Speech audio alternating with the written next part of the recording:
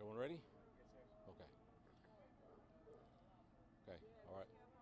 A little before 9 o'clock this evening, our officers were en route to a suicide in progress call over behind me on North Wayside here.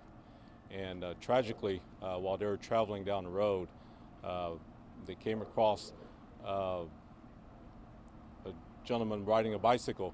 And unfortunately, they made contact. And we do have someone who's passed away. That tragic accident right now, or the tragic incident right now, is under investigation. The district attorney's office is here. We have our vehicular crimes here. We also have other entities here, all conducting the investigation. The investigation is ongoing, and at this moment, also like to offer condolences to the person's family who passed away. It is a tragic incident.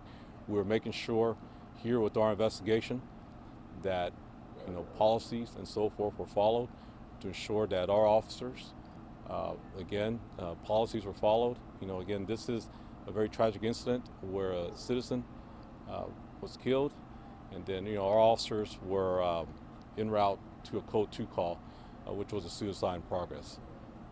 So at this time, I'll take any questioning from you guys. Chief, a priority 2 call, does that require response with lights and siren? Priority 2 call, it can be lights and siren. By policy, they'll have to announce it to let everyone know they're coming in that way, but it does require rapid response on the code 2 calls. Why this officer might have been traveling at a high rate of speed without his lights and siren? Well, again, that's all under investigation. Now, again, code 2 calls, you do have to get there quicker than normal, and lights and siren, that is the option of the responding officers if they feel the need. And if they do that, they will announce it to the dispatchers so that the other units will know that that's how they're coming. Is it part of the investigation now, to answer the question, would this man on his bicycle have been alerted to this cop car traveling at maybe a higher than the speed limit rate of speed? Had the lights and siren been on, would this man have been alerted to the speeding cop car or the quickly moving cop car? Again, that's all going to be under speculation. I don't know. I mean, logically, you would see lights coming, but of course, he's coming down. He's coming down the intersection where they cross, and of course, you have the officers coming. And from what we understand, where the cyclist got into the street, there's a stop sign there, and you also had to cross the median to get to where the officers are. That's what I do know based on what I'm seeing here. Now, all the other parts about, hey, if he would have seen it, if they would have had such and such on, I don't know, and that would just be mere speculation, and we're, all that's under investigation right now. Does the police department itself have its own video of the wreck happening? Was there dash cam in the car? Was the officer's body camera recording? Now, there is dash cam recording. Actually, a citizen had a dash cam recording during that time. So he's offered that to us, and we've looked at it. And again, all that's still under investigation. And it does show the officers coming down. It does show him getting to the roadway. And it does show the tragic accident. Chief, it's my understanding that the bicyclist was wearing dark clothing. Would that have played a factor? And the fact that the roadway seems pretty dimly lit in the area. Can you talk to both of those? I don't know what color clothing he was having. Now, of course, if he had dark color clothing, I do recognize that it is kind of dimly lit out there. It is kind of dark.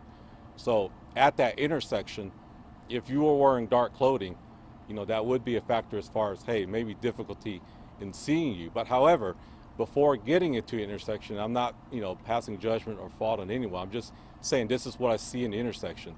There is a stop sign.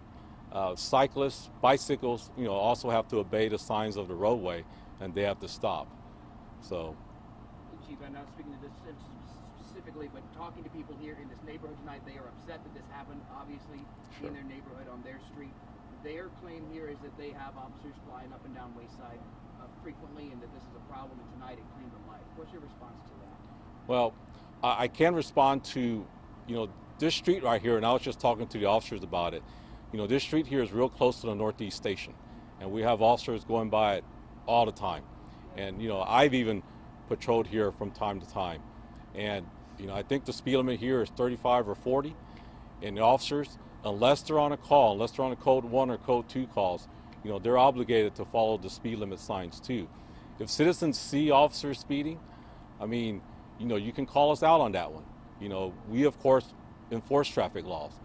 So in response to what happened here today, it's very tragic. You know, I offer my sympathies and condolences to the family and friends of the deceased. Again, that's all under investigation right now. And then if we find that, hey, if the officers were at fault in any way, such form or fashion, you know, they'll be held accountable also. And then just for the people who don't understand how this process works, how BCD comes in and works a case like this, what happens now, what happens in the next hour, and then what happens in the next few days? Let me do this. I'm going to go ahead and call Commander Deese. He's the commander of Vehicular Crimes Division, and he's more knowledgeable in those areas, so I'm going to have him speak to that. Sure. What was the question?